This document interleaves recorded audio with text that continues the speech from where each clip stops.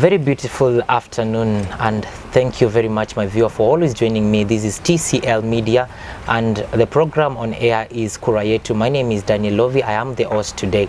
I will be joined by one of the greatest men who are the stakeholders of this country, and we are going to discuss about politics. And today we are going to tackle on very critical issues that is moving on in our country today. We are going to talk about devolution and also the state of the nation, because I understand majority of us don't know whatever is happening right now, especially when we are also nearing to the general election, that is 2022. I don't know how prepared our leaders are, or maybe I don't know even how prepared you are as a registered voter outside there. And without wasting a lot of time, let's kick off with this conversation. So good afternoon, sir.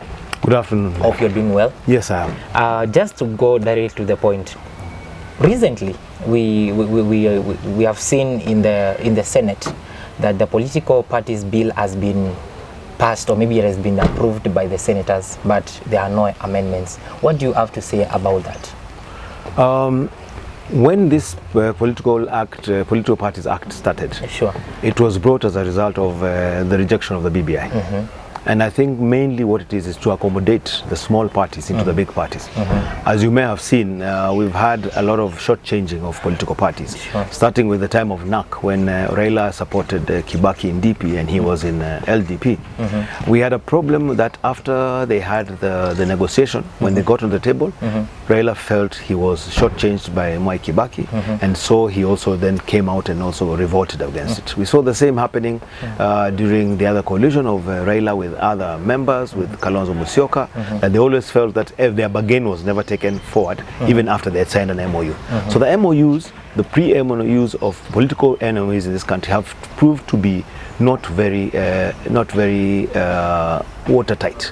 And so this political party bill is to come and bring some reason of constitution and also of the law, that when you get into a partnership, you need to go all the way with the partner you have started with, in terms of sharing the revenue that comes from the political party funds, and also in terms of seats when you are able to win government, or any other opportunity that comes. So it is a good thing that for political parties, and especially a political party like ourselves, the Green Thinking Action Party, we are happy this has passed, and that we shall be able to have pre and post collisions with major parties, and we are happy that we shall be able to negotiate and be able to get the results of this when we win, or if we don't, we'll be able to have a standing in what we are doing.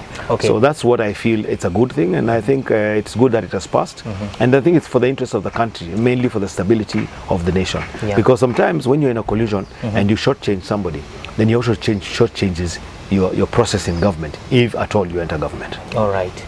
So maybe for the interest of the viewer, maybe who is viewing us outside there, you find that majority of the times when these big bills, when they are brought up or maybe presented to the parliament, the MPs or maybe the members of the parliament are the people who are the key people who are supposed to amend the bill, and the ruling out and everything.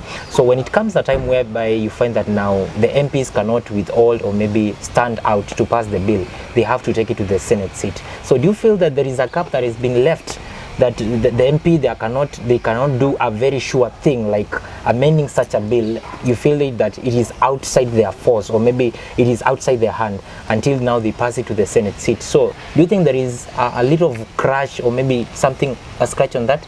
The constitution is very clear, and that's why we had the two houses. There are some constitutional changes that can only happen in both houses. All right. And normally when they go to the lower house, which we call the lower house, the parliament, in essence, when they debate about it, it has to go for approval, for final approval in the Senate. This is a check and balance for the constitution to be able to have its own ways and have meat in terms of operationalization. One thing in case is that I think our biggest problem is that there are lesser people in Senate than we have in Parliament. All right. And so there's been an allegation that there's a lot of corruption in Parliament itself, and it's easier to manipulate things in Parliament. But the kind of people who are expected in Senate, they're meant to be more mature and can be able to read through the Constitution better. And I think I blame this to the process of elections in this country. All right. We elect people not because of what they will do for us in terms of Parliament and what rules rules and laws and regulations they can be able to articulate for us, we choose them according to what they tell us and what they give us.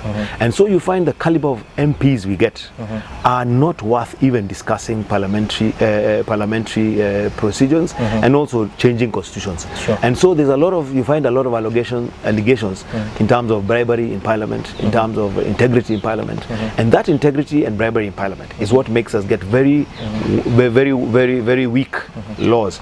And I think the check and balance of having two houses to look at some specific laws that will affect the nation, it is important.